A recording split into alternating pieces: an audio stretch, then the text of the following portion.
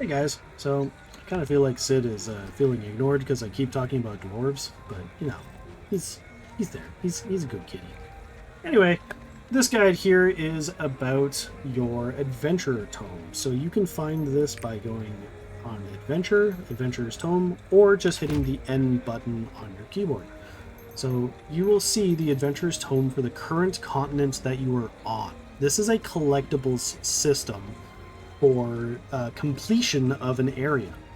So you have lots of different things that you'll have on here. You have your main quest is in the bottom left. This is, if it's highlighted and looks all pretty, then you know that you have completed it. The collectibles, you'll see, best example is probably on this Fresh Blood of the Corrupted. If you look at the bottom of it, you can see how it's kind of highlighted. It's because it's actually growing the highlighting all the way to the top until it's complete. So I'm 1 out of 6, so 1/6 of this is highlighted. So these drop from enemies that you kill out in the field, and you need to fully get, like, so this one, I have to get 50 of those to fully complete that collectible. Afterwards, if they continue to drop, you can actually throw them on the auction house. So people might want to just pay to win to, well, pay to win, but pay gold to win by completing it that way.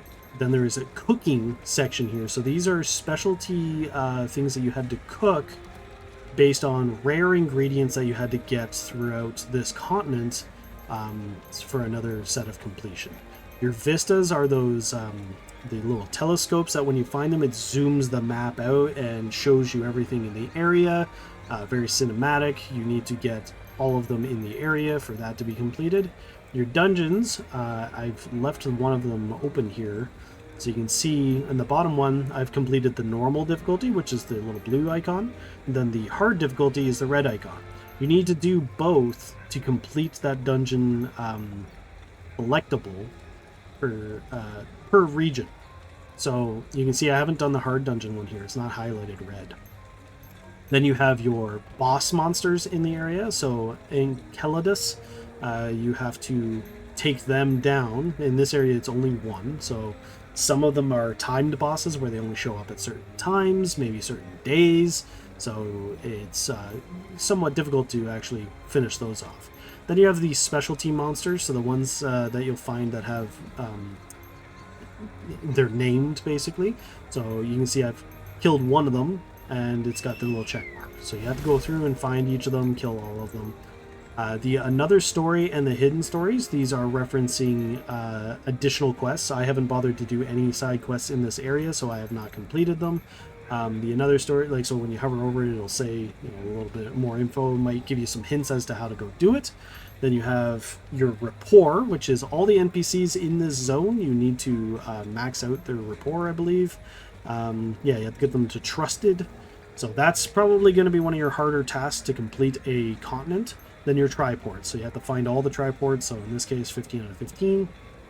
And as you complete each of these different things, your percentage completion for the continent will go up. As it goes up, you can start to claim rewards. So when I hit 30%, I will be able to get the Ruin Overwhelm, which increases your stagger damage on skill hit by 20%. I actually kind of want that one. So I'll probably end up trying to do this continent.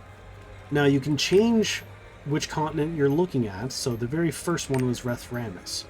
So you can see here, I was doing some side quests back then, so I've done both of these Another Stories. So I have gained a permanent 2 Charisma and a permanent 2 Courage.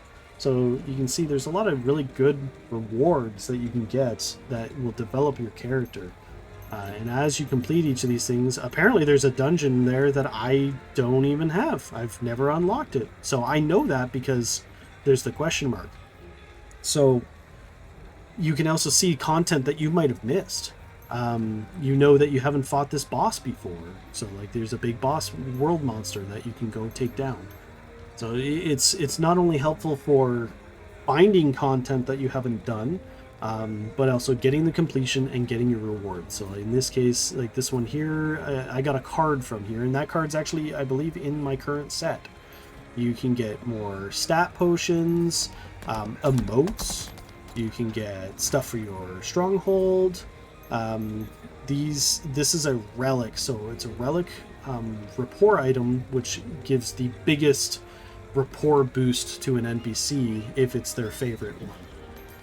And then in the very end, you get Ignia tokens. Ignia tokens will be talked about in the collectibles video, but there is one per continent, and it's always the final thing. So you get 100% completion in every continent, and you will get each of their Ignia tokens, which then gets you something else, and we'll go on about that in the collectibles. So that's kind of how the Adventurer's Tome works. It's a way to track a lot of your progress on each continent. So you can see when you go to the world map, you have all your different continents. Each one is going to have its own adventure tome with all of its little details, its vistas, its bosses, everything that we just went over. So if you are a completionist, you're going to want to do everything that you can on here. It gives you a lot of content. If you're trying to just blow through this and be a min-maxer, well, guess what? You're going to end up having to come back and do this because you're going to want those Ignia tokens and your stat potions. You may not care about like emotes, but cards can be very useful.